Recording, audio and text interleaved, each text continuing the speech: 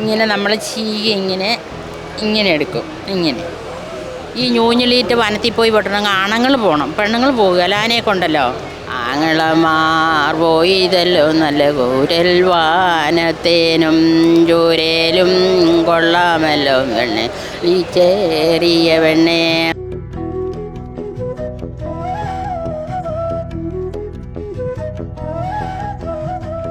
ഒരു പാ നെയ്തെടുക്കണമെങ്കിൽ 1 മാസമൊക്കെ ആകും, 1 മാസം പിടിക്കും.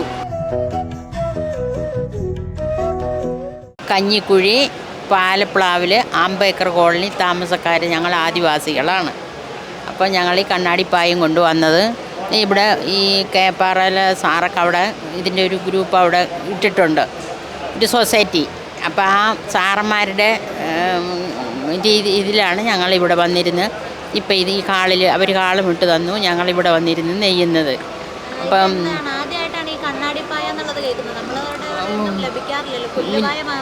പുല്ലും ഇതിൻ്റെ പ്രത്യേക ചെയ്ത് പഠിപ്പിച്ചതാ. അതാ ഞങ്ങളിപ്പോൾ നെയ്യുന്നത്. ഞങ്ങളുടെ തലമുറ അങ്ങനെ നെയ്ത് വരും.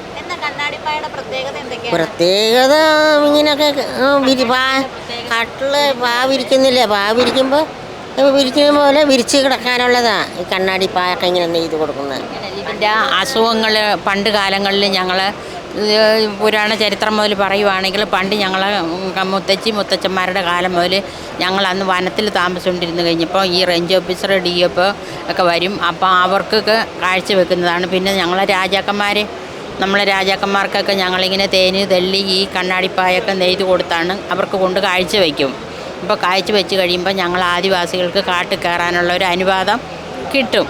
അപ്പോൾ ആ അനുവാദപ്രകാരമാണ് ഞങ്ങൾ തേന് തെള്ളി ഇങ്ങനെയൊക്കെ എടുത്തുകൊണ്ട് ഞങ്ങളുടെ കാരണന്മാർ ഞങ്ങൾക്ക് കൊണ്ടുതന്ന് ഞങ്ങളെ വളർത്തിയത്. ആ വളർത്തിയ ആദ്യം തലമുറകളിലാണ് ഇപ്പം ഇതിങ്ങനെ വരുന്നത്. പിന്നെ ഈ തഴപ്പായെ കഴിഞ്ഞ് പിന്നെ രോഗങ്ങൾ കുറയും. നമുക്കിങ്ങനെ വാദങ്ങളൊക്കെ ഉണ്ടെങ്കിൽ അതൊക്കെ മാറിപ്പോകും. പിന്നെ ഒരുവിധമായ അസ്വസ്ഥതകളെല്ലാം നമ്മളെ ശരീരത്തിൽ നിന്ന് ഒഴിവായി പോകും.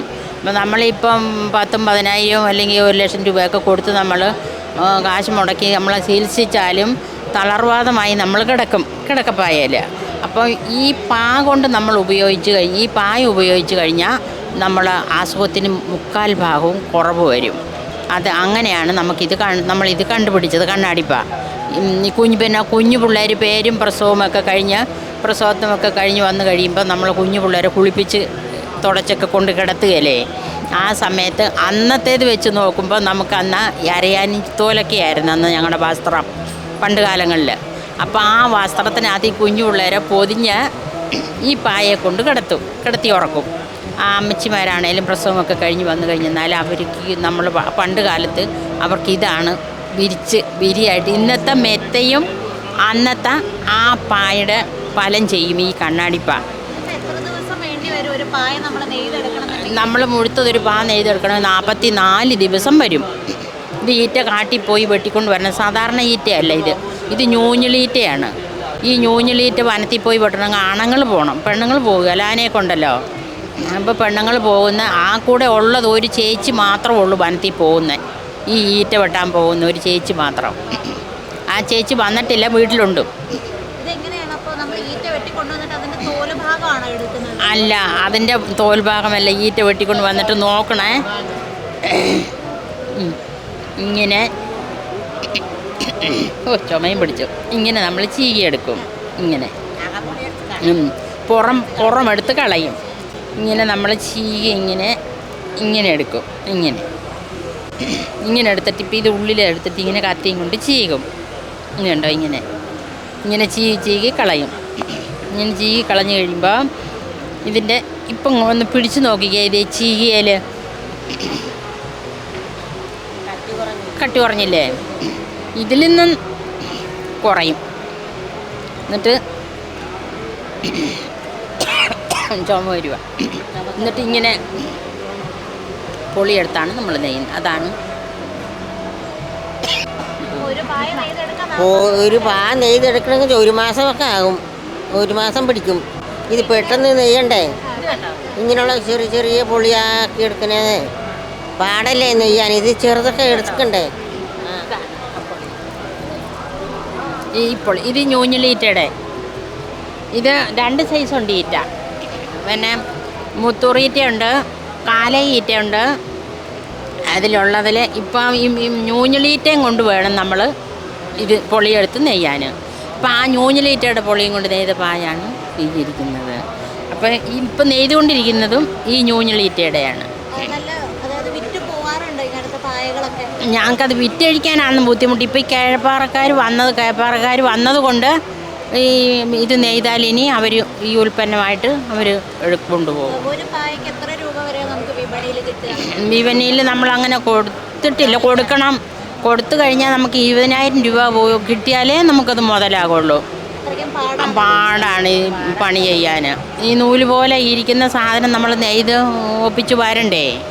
അപ്പം അങ്ങനെ വരുമ്പം നമുക്ക് അതിൻ്റെതായ അനുസരിച്ചുള്ള വില പറയുമ്പം ബുദ്ധിമുട്ടാണ്. 20,000 എന്നൊക്കെ പറയുമ്പോൾ. പക്ഷേ ഞങ്ങളുടെ ബുദ്ധിമുട്ടോർത്താണ് ഞങ്ങൾ പറയുന്നത്. പക്ഷേ അത് കിട്ടുന്ന വിലയ്ക്ക് ഞങ്ങൾ പിന്നെ കൊടുക്കുവാണ്. നമുക്ക് മുതലായിട്ടല്ല, ഒരു ഉപജീവന മാർഗ്ഗമല്ലേ, നാഴിയരിക്ക് വേണ്ടിയിട്ടുള്ള ഒരു മാർഗ്ഗമല്ലേ എന്നും കണ്ട് ഞങ്ങളങ്ങ് ചെയ്യും. പിന്നെ ഇപ്പോൾ ഈ കേപ്പാറക്കാർ ആ സാറ് വന്ന് സൊസൈറ്റി ഇട്ടിട്ടുണ്ട്. സൊസൈറ്റിയായിട്ട് വലിയ കെട്ടിടങ്ങളൊക്കെ പണിത് ഇപ്പം ഞങ്ങൾ അതിനകത്താണ് പണിയുന്നത്. അവരാണ് ഞങ്ങൾക്ക് ഇത് ഇവിടെ വന്നത്. അവിടെ ഇപ്പോൾ 5 പേര് ഉണ്ട് നിലവിൽ. ഞങ്ങൾ 10-20 പേരുണ്ട് ഇത് നെയ്യാൻ അറിയാവുന്നവർ, നെയ്യാൻ അറിയാവുന്നവർ. അപ്പോൾ ഈ 20 പേർക്കുമുള്ള ഒരു ഫുൾ ജോലി കിട്ടണമെങ്കിൽ ഇവർ അനുഗ്രഹിക്കണം. ഈ സാറന്മാരെന്തേലും കനിഞ്ഞാലേ ഞങ്ങൾക്കുള്ളൂ. ഇല്ല ഞങ്ങൾ നെയ്ത് വീട്ടിൽ വെച്ചുകൊണ്ടിരിക്കുള്ളൂ. അങ്ങനെയാണ് കാര്യങ്ങളൊക്കെ. പിന്നെ അതിനെ അനുസരിച്ച് ഒക്കെ നമുക്ക് ഞങ്ങൾ പിന്നെ അവിടെ നിന്ന് നാടൻ പാട്ടൊക്കെ ഞങ്ങൾ പാടി നാടൻ പാട്ടൊക്കെ പാടി ഞങ്ങൾ നെയ്യുക. അപ്പം പാട്ട് പാടണമെങ്കിൽ 2 പേര് പാടി കേൾപ്പിക്കാം. ആങ്ങളമാർ കൊള്ളാവല്ലോ നല്ല കുട്ടി പുലർത്താനും എന്തിയടിയതൊക്കെ തുള്ളി ചേറിയ പെണ്ണ് ആങ്ങളമാർ പോയതല്ലോ നല്ല കൂരൽ വാനത്തേനും ചൂരേലും കൊള്ളാമല്ലോ പെണ്ണ് ഈ ചേറിയ പെണ്ണേ ചൂരും കൊള്ളാമല്ലോ നല്ല കട്ടും കൊണ്ടിട വരിയാൻ കുത്തുകെട്ടളോ എന്തിനാടിയതൊക്കെ തുള്ളി ചേറിയ പെണ്ണെ കുത്തുകെട്ടളും കൊള്ളാമല്ലോ നല്ല ഉണ്ടാവും മാർ സുഖമിരിപ്പാൻ പെമ്പിള്ളമാരെന്തിനാടിയതൊക്കെ തുള്ളി ചേറിയ പെണ്ണെ പിള്ളമാർ കൊള്ളാമല്ലോ നല്ല വളർത്താനും കുട്ടിയോ എന്തിനാടിയതൊക്കെ തുള്ളി ചേറിയ പെണ്ണെ കുട്ടിയും കൊള്ളാമല്ലോ നല്ല പുലർത്താനും